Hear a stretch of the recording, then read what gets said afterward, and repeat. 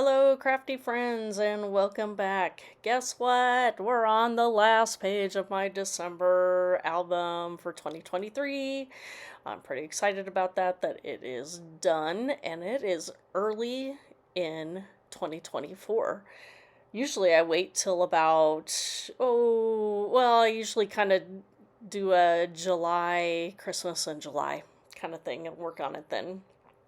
But this year I got a head start on it. So here I am. Remember early on in the planning video that I had those calendar pages, and I didn't exactly have a place planned of where I was going to put them. And as I was working through my album, I did kind of move a few things around, and these pages ended up having the space to do these calendar pages. And so I had a few pictures that I originally was going to put on pages where, like I said in my last video, where either I forgot to create the pocket before I put my picture down, or ultimately I just decided that I was kind of getting to the point where I wasn't sure what pictures I wanted to include. I knew this page was going to exist after I got to a certain point in my album. And so then, like the Advent calendar, that was going to be a separate page all by itself. And the fingernails, me and my daughter's fancy glittery nail polish picture there, that was going to be a separate page. And ultimately, I just kind of decided that some of those things didn't need to have their own page, and I just decided to put them on this calendar page.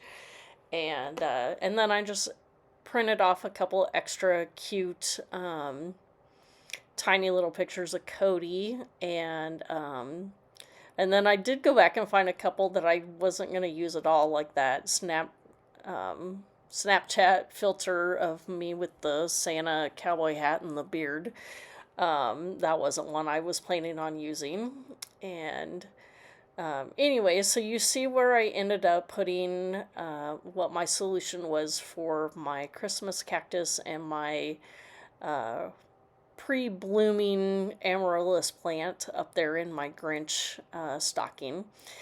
And so this is where I decided to put that picture. And then, just to fill in all the places that didn't have a picture, I went through all the 49 Market rub-ons that I had from this collection, and I believe it was last year's collection that I had some left over. And I just started, I kind of had it planned out. You can see there's that Santa up. I planned out the really big ones. And then once I had all my pictures, I just lightly tacked on my pictures down where they were going to go, so I could still stick any rub-ons that needed to go behind the pictures slightly underneath those. And then towards the end of the video, you'll see where I have adhered all those down with glue, since they are a page that this doesn't have a page protector over the pictures. So there you can see I lifted up my picture to get the very front tiny bit of that truck rub-on. And I'm struggling to get the carrier sheet off, but the rub-on goes on very nicely, as almost all of the 49 Market rub-ons do. And so I'm just going around and starting with the bigger rub-on sections, and then of course I did add some film strips. I did try to balance that out, that I put 2 on the left side and 2 on the right side. And here's where I realized that I stuck down my film strips before I put the rub-on that I had originally intended to put underneath of the film strips, but I just made it work that I pulled up the picture so I could really make sure I was getting a good coverage over the film strips. And I just put the rub-on over the top of everything, and it worked fine. It looks great. And so don't be afraid to put them on top of other surfaces other than your paper. I know I've seen other people put them, I think Katie herself put them on the designer, on candles, and I've seen people put them on like canvas bags, and oh, I can't even think of everything that I've seen, but I'm sure you can put it on a lot of different surfaces, and so maybe we'll have to give that a try sometime. So I cut this frame piece rub-on apart and kind of made it go around just a portion of my picture that I had there of my blooms. And so now I had the placement. I can just kind of lightly tack it down again, just make sure it works out good, and just starting to pull in a few smaller pieces to fill in some of the gaps there.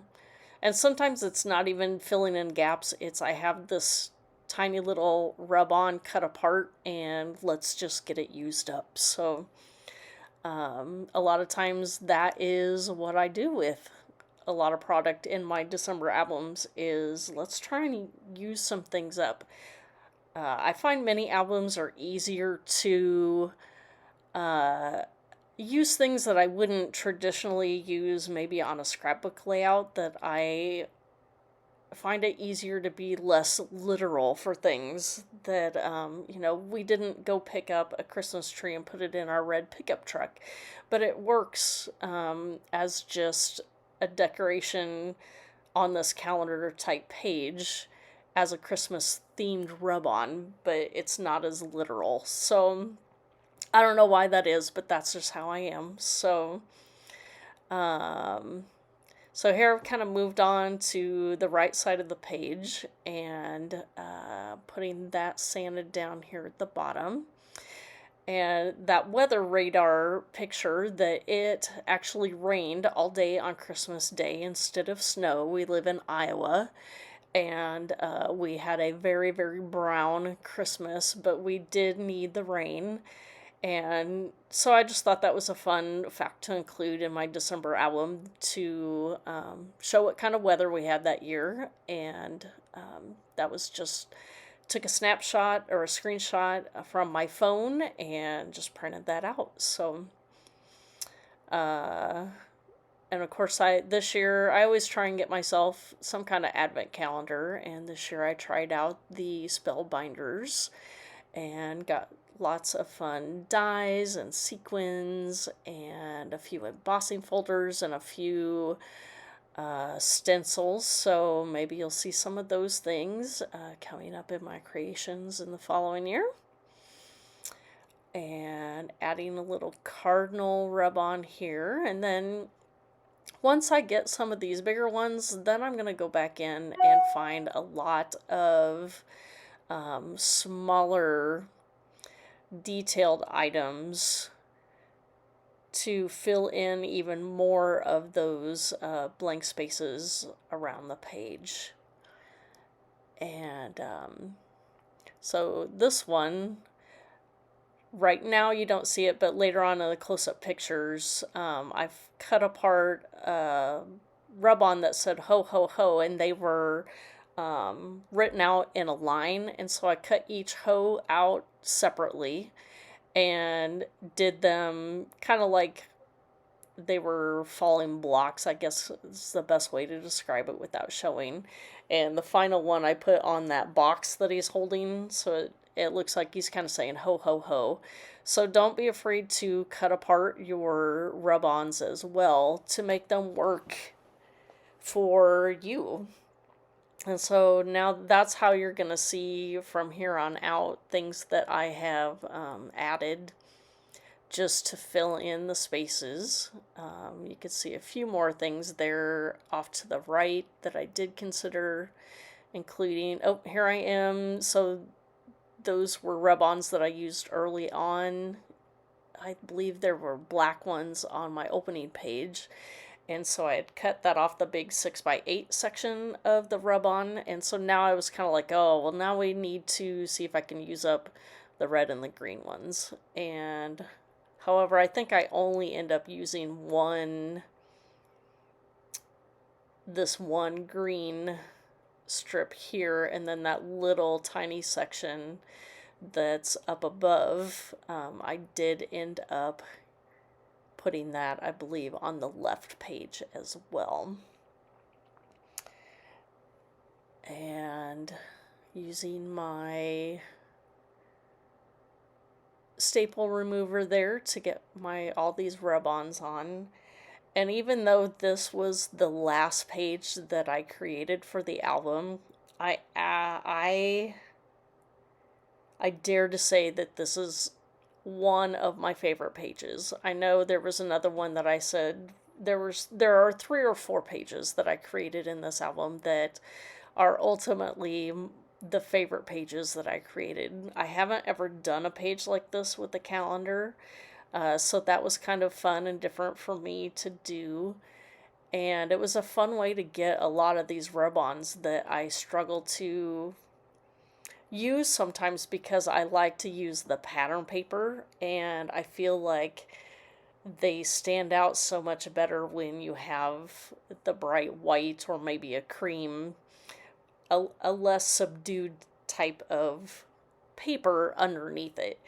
And so that was fun to kind of use and scatter these rub-ons all over this page. So I am getting those film strips on to the right side of the page. And again, as you can tell, that even though those are transparent, once they dry, you cannot see that Nuvo Deluxe adhesive underneath it.